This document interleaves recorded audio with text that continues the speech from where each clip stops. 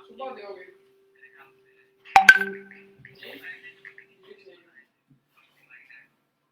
जी ठीक ठीक।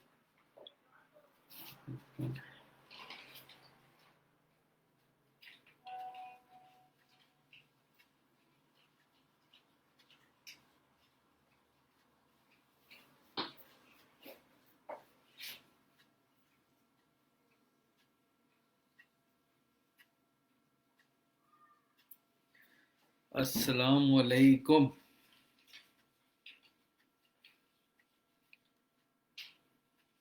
क्या हाल चाल है बच्चा पार्टी? कोई है भी मुझे सुन भी रहा है कि मैं अपने आप से बोल रहा हूँ? मुझे तो यहाँ पे कोई भी नहीं शो हो रहा।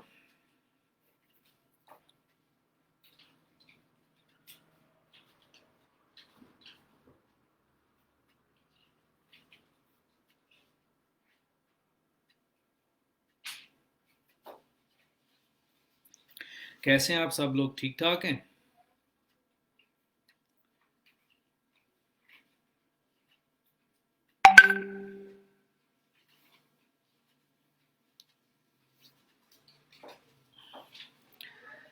वालेकुम अस्सलाम। मेरे सलाम पे भरोसा नहीं था, सारे ने अपना सलाम करना शुरू कर दिता है। वालेकुम अस्सलाम, वालेकुम अस्सलाम, वालेकुम अस्सलाम, वालेकुम अस्सलाम, वालेकुम अस्सलाम मल्टीप्लाई बाय, नहीं उसका वालेकुम अस्सलाम का स्क्वायर ऊपर 2।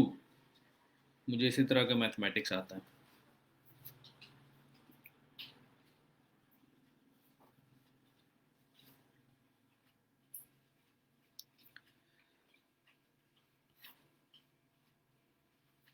आमना बच्चे, thank you for watching my videos on regular basis. That is an honor. खुशी होती है जब आपकी सर्विसेज को कोई बंदा सराह रहा होता है, और मतलब that is kind of a moral support that anybody expects. If I'm doing something out of respect for you guys, तो बीइंग अ ह्यूमन बीइंग मैं भी एक्सपेक्ट कर रहा होता हूँ कोई तारीफ शरीफ हो जाए, कोई शेयर शुरू हो जाए, कोई इस तरह का कि मुझे लगे कि जो मैं एफर्ट्स पुट कर रहा हूँ दे आर बीइंग फ्रूटफुल। कुछ लोगों को फ़ायदा उससे हो रहा हो। समटाइम्स मुझे व्हाट्सएप पे मैसेज आ रहे होते हैं कि सर हमने आपका लेक्चर सुना, बड़ी खुशी हुई, कोई दुआएं दे देते हैं। तो दैट इज़ अ रिलीफ। अभी जितने लोगों ने, शुक्र है मेरा भी किसी ने हाल पूछ लिया है, मैं भी ठीक हूँ, अल्लाह का शुक्र है। शुक्रिया मोहम्मद अनीस साहब। जितने लोगों ने ज्वाइन किया हुआ है शेयर कर दिया करो अपने आप ही, मुझे क्यों कहना पड़ता है कि स्ट्रीम शेयर कर दें। 1-2 मिनट वेट करते हैं और लोग ज्वाइन कर लें, और फिर हम लोग शुरू करते हैं।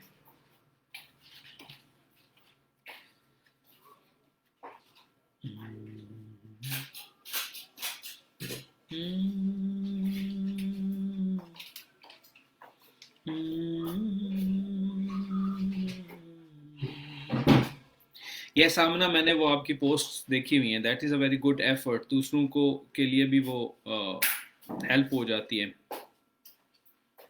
उनको पॉइंट्स मिल जाते हैं। आई ऑलवेज बिलीव कि आप लोग जो कुछ भी लिखें, आप लोग जो कुछ भी करें, आप लोग जितनी भी स्ट्रगल करते हो, कुछ स्टूडेंट्स ये बिलीव करते हैं दैट उनको शेयर नहीं करना चाहिए, लेकिन आई बिलीव कि इल्म, नॉलेज, हिकमत, ये सारी चीज़ें शेयर करने से बढ़ती हैं, कम नहीं होती।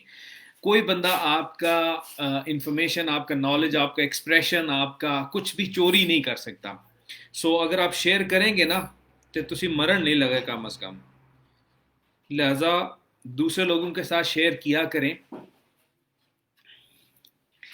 नहीं, मैं सो नहीं रहा था, मैं जाग रहा था। बाल वैसे ही उजड़े हुए हैं।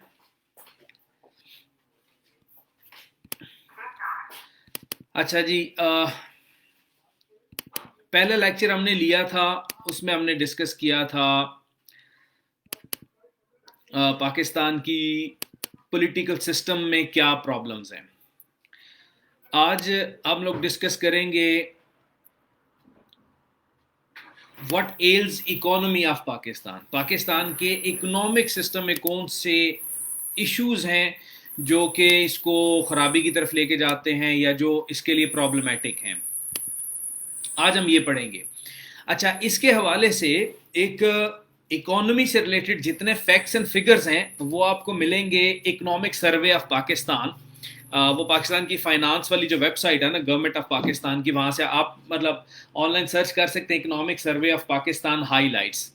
तो वो हाईलाइट्स वाली जो फाइल होती है वो छोटी फाइल होती है और उसमें आपको मेन फैक्ट्स एंड फिगर्स मिल जाते हैं इकोनॉमी से रिलेटेड, हेल्थ से रिलेटेड, इंफ्रास्ट्रक्चर से रिलेटेड, डेवलपमेंट से रिलेटेड, काफ़ी सारी चीज़ें आपको वहाँ से मिल जाती हैं। हमारे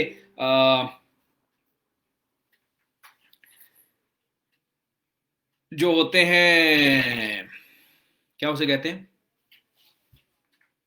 पर कैपिटा, पर डॉक्टर कितने बंदे हैं, पर हॉस्पिटल कितने बेड्स हैं, पर बेड कितने हमारी पॉपुलेशन है, ये सारी चीज़ें आपको वहाँ से ना इकोनॉमिक सर्वे ऑफ पाकिस्तान से मिल जाएंगी। So I am not going to share facts and figures with you guys, लेकिन मैं आपको वो चीज़ें बताऊंगा जो पाकिस्तान की इकोनॉमी के लिए प्रॉब्लमेटिक हैं, पाकिस्तान की इकोनॉमी को माजूर करती हैं, अपाहज बना के रखती हैं, कंटिन्यूसली उसको नीचे की ट्रेजेक्टरी की तरफ रखती हैं। वो चीज़ें हम लोग डिस्कस करेंगे। अब एक चीज़ ज़हन में रखिए कि जब भी आपके पास सीएसएस में पेपर आए, आपके सामने कोई क्वेश्चन आता है, कोशिश कीजिए आप उसको जितने हिस्सों में डाइसेक्ट कर सकें, जितने हिस्सों में उसे डिवाइड करेंगे। अच्छा, बल्कि आज मैंने एक देखा, एक स्टूडेंट मुझे बता रही थी कि उसने टॉपिक को पहले ही डाइसेक्ट कर दिया और इंडिविजुअली एक एक पॉइंट को लेकर उसने सारी रिसर्च की, लेकिन टॉपिक के क्रक्स को वो नहीं समझ सकी। सबसे पहला काम ये कीजिए कि टॉपिक को अंडरस्टैंड कीजिए कि उसका ओवरऑल पूरे वो टॉपिक जो लाइन लिखी हुई है उसका मतलब क्या है, पेपर चेकर या एग्जामिनर आपसे पूछना क्या चाह रहा है। When you are done doing that, जब आपको वो समझ आ जाए, उसके बाद फिर उसको डाइसेक्ट कीजिए। ये हिस्सा लहदा, ये हिस्सा लहदा, इसको लहदा रिसर्च करना है। अभी आपके पास टाइम है रिसर्च करने का, पेपर में रिसर्च का टाइम नहीं, पेपर में ब्रेन स्टॉर्मिंग का टाइम है, तो वहां पे आपने फिर ब्रेन स्टॉर्मिंग करनी है। ये टॉपिक है इकोनॉमी ऑफ पाकिस्तान का, what else economy of Pakistan, ये टॉपिक है हमारा, लेट्स से। तो इसमें हम लोग दो किस्म के फैक्टर्स मेजर देख सकते हैं। एक एक्सटर्नल चीजें जो हमारी इकोनॉमी को वीकन करती हैं, और एक इंटरनल चीजें, हमारे अपने करतूत, हमारे अपने अवामल जो हमें कमजोर करते हैं। तो सबसे पहले हम लोग एक्सटर्नल चीजें देख लेते हैं। There is a gravity model of trade. Gravity model of trade कहती क्या है? जैसा कि नाम से जाहिर है, ग्रेविटी मॉडल ऑफ ट्रेड हमें यह कहता है कि अगर आप सक्सेसफुल इकोनॉमी बनना चाहते हैं, if you want to be a successful economy, your trade partners must be, अब दो आगे इसने शराइत रखी हैं, your trade partners must be the nearest and the biggest economies. अगर आप अपनी इकोनॉमी को मजबूत करना चाहते हैं तो आपके ट्रेड पार्टनर्स करीब तरीन की इकोनॉमीज और बड़ी तरीन इकोनॉमीज होनी चाहिए। अब इससे मुराद क्या है?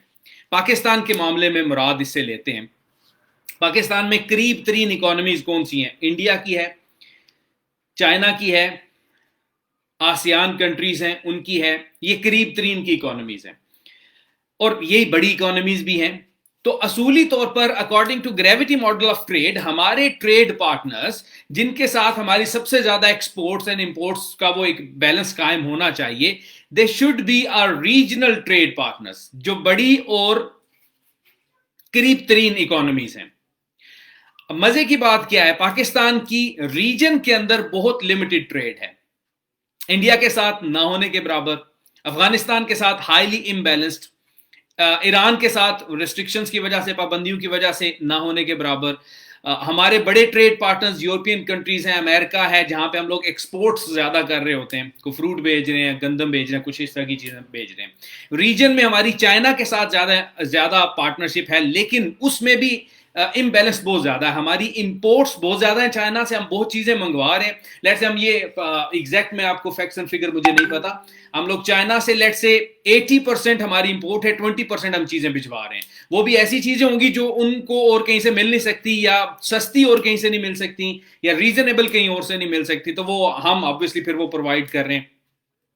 ये इम्बैलेंस्ड। तो ओवरऑल अगर इसको देखा जाए तो हम ये कह सकते हैं कि देयर इज नो और least regional trade. Let's say मेरी दुकान है एक, अल्लाह आपका भला करे, सिलेंडरों की, सिलेंडर के गैस हैं, सिलेंडर के गैस नहीं है, गैस वाले सिलेंडर की दुकान है, ठीक है। अब मैं अपने सिटी में गैस भरवाने की सहूलत भी मौजूद है, जहां से मैं रीफिल करवा सकता हूं, कंपनीज मौजूद हैं, और अपने सिटी में सेल करने की भी मौजूद है। लेकिन मैं कर क्या रहा हूं शाहजेब साहब, मैं जब लेक्चर दे रहा हूं तो खुदा का वास्ता है मैसेज ना किया करें, कमेंट ना किया करें। मैं कई दफा बता चुका हूं, कमेंट्स एंड पे कर लिया करें, इस तरह की सवालों जवाबात एंड पे कर लिया करें। मेरी सारा फोकस उस साइड पे हो जाता है और मैं मेन टॉपिक से हट जाता। ये खुदा का नाम लें और ये काम ना किया करें। अच्छा, मेरी गैस के सिलेंडर की दुकान है, यहां पे गैस रीफिल भी हो सकती है और यहां पे गैस में सेल भी कर सकता हूं। लेकिन मैं कर क्या रहा हूं, अपने सिटी को छोड़कर दूसरे सिटी से रीफिलिंग करवाने जाता हूं, और अपने सिटी में सेल करने की बजाय दूसरे सिटी में सेल करने जाता हूं। तो अब मेरी सेल करने की प्राइस तो वही है जो ओवरऑल गैस की प्राइस है। तो मुझे यहां से जो दूसरे सिटी में जाने के आने के अखराजात हैं, गाड़ी के अखराजात हैं, रीफिलिंग के अखराजात हैं, वो मुझे एक्स्ट्रा पड़ रहे हैं। वही ट्रेड, वही बिजनेस अगर मैं लोकली करूं, अपने इलाके में पोटेंशियल भी मौजूद है, मैं उनके साथ कर भी सकता हूं, फिर भी नहीं कर रहा। तो ये एक प्रॉब्लम है हमारी इकोनॉमी के वीक होने की, कि देयर इज नो और लीस्ट रीजनल ट्रेड, अगर है भी तो वो बड़ी ही इम्बैलेंस्ड है। दूसरे नंबर पे, इकोनॉमी को मजबूत करने के लिए फॉरेन डायरेक्ट इन्वेस्टमेंट बहुत जरूरी होती है। बड़ी बड़ी जो मल्टीनेशनल कंपनीज हैं, मल्टीनेशनल असल में हेलमेट टर्म है इसकी, जो कंपनीज हैं वो आपके मुल्क में इन्वेस्ट करते हैं, नए एंटरप्रेन्योर्स आपके कंट्री में इन्वेस्ट करते हैं, नई इंडस्ट्री लगती है, प्लांट्स लगते हैं, innovation, research and development, innovation के हवाले से आपके यहां पे काम हो रहा होता है। उसमें बाहर के जो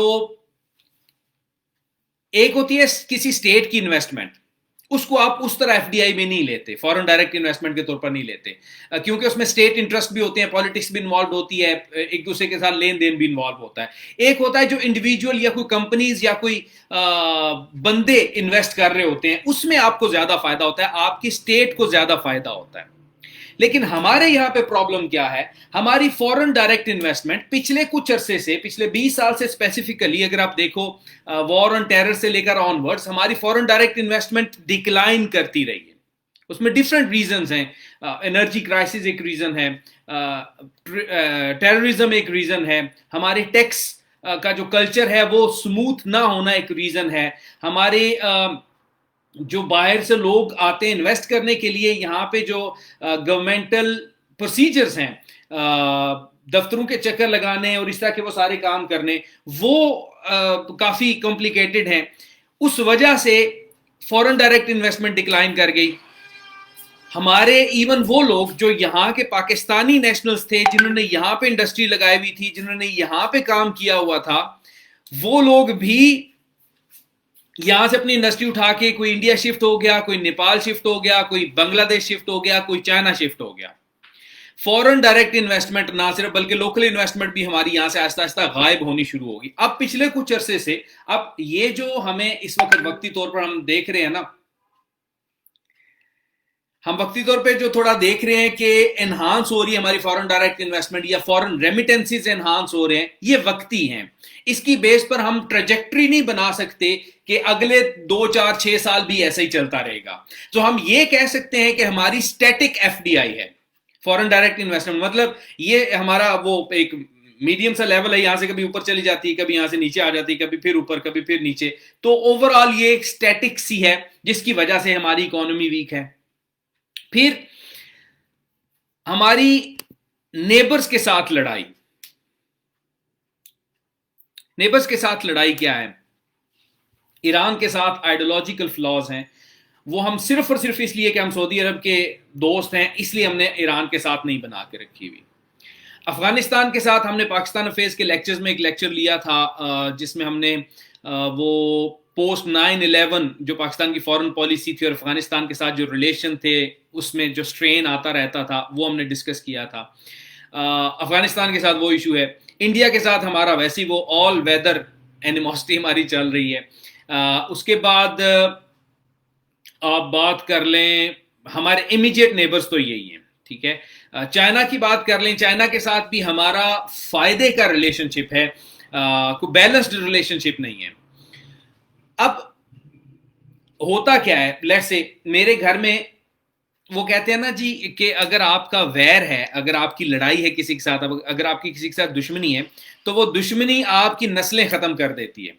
नस्लें सिर्फ और सिर्फ वो कत्लो गारत से खत्म नहीं होती, नस्लें इसलिए भी खत्म होती हैं। मैं let's say for the sake of argument, Allah माफी दे, मेरा किसी के साथ लड़ाई है, मोहल्ले में, सिटी में, किसी जगह पे भी मेरी लड़ाई है, और उस लड़ाई में मैं अपने बच्चे को स्कूल नहीं भिजवा रहा, मैं अपने बच्चे को अच्छा खाना नहीं खिला पा रहा, बिकॉज मेरे इन्वेस्टमेंट सिक्योरिटी पे, गन्स पे और अपने घर में कैमरे लगवाने पे और इस चीज़ों पे मेरी ज़्यादा है। मैं अपने घर वालों को अच्छा खाना नहीं खिला पा रहा, मैं उनकी आउटलुक नहीं कर पा रहा, उनको बाहर रिक्रिएशनल पर्पसेस के लिए नहीं लेके जा रहा। ये छोटी सी मिसाल दे रहा हूं, यूनिटरी लेवल पे, घर के लेवल पे। अगर मैं ये सारे काम नहीं कर रहा, साइकोलॉजिकल, फिजिकली, इमोशनली, इकोनॉमिकली, हर लिहाज से मेरी फैमिली पीछे रहती जाएगी।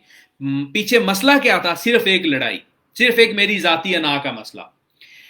हमारे इस रीजन में अफगानिस्तान के साथ कॉर्डियल रिलेशनशिप नहीं है, ईरान के साथ नहीं है, इंडिया के साथ नहीं है, चाइना के साथ है, वो भी फायदे की वजह से। ये जो नेबर्स के साथ एनिमोसिटी है, इसकी वजह से we are too much dependent, we are too much concerned with our security, और उस सिक्योरिटी की वजह से हम लोग बाकी डोमेन्स पे उतना अच्छे तरीके से परफॉर्म नहीं कर पा रहे, बाकी डोमेन्स पे इतने अच्छे तरीके से इन्वेस्ट नहीं कर पा रहे। इवन जहां पे इन्वेस्टमेंट हो भी रही है, वहां पे फिर वो आपके बाकी सारे इश्यूज आ जाते हैं, गवर्नेंस के, करप्शन के, चोरी चकारी के, प्रॉपर इन्वेस्टमेंट ना होना, पॉलिसी मेकिंग ना होना, वो सारे इश्यूज बाद में आ जाते हैं। लेकिन 18% of your budget, of your GDP goes towards your defence, और एजुकेशन पे इतना इन्वेस्ट नहीं हो रहा, हेल्थ पे इतना इन्वेस्ट नहीं हो रहा।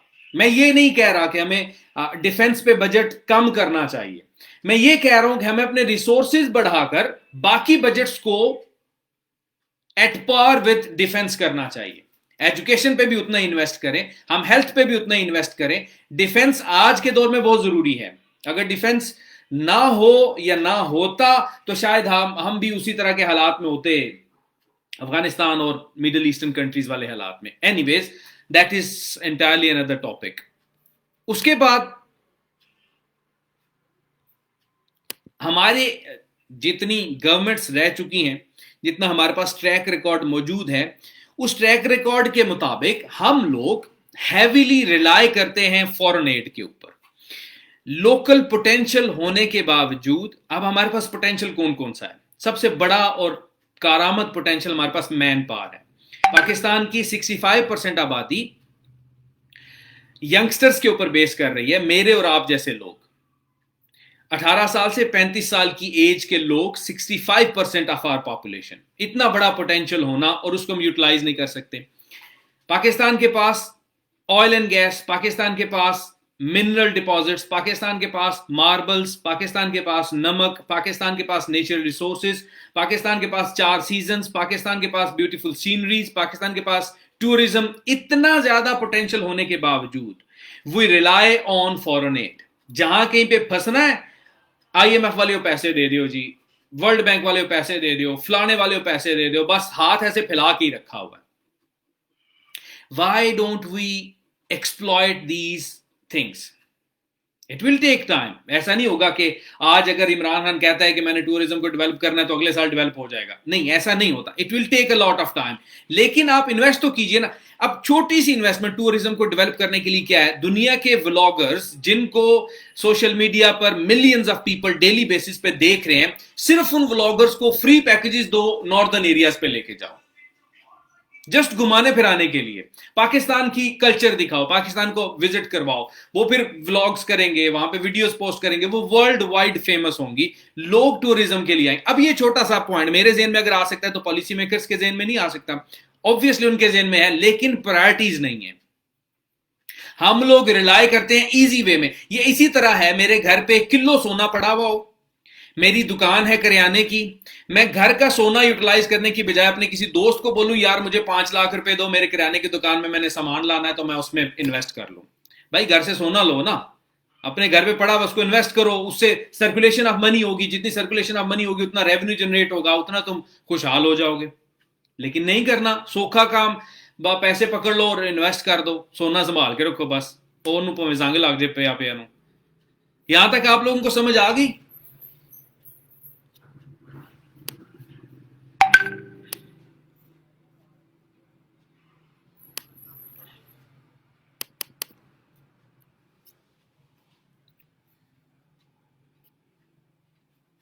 एक एक कमेंट कर दीजिए प्लीज।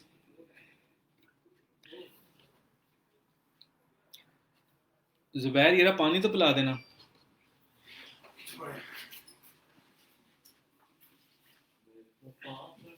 ऊपर मुझे कुछ दुआएं मिली थी, मैं जरा वो दुआएं तो पढ़ लो।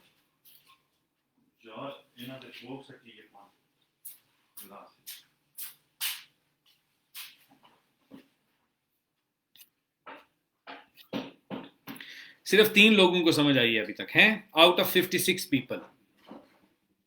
शर्म तो नहीं आती एक कमेंट करते हुए? मौत पड़ रही है ना।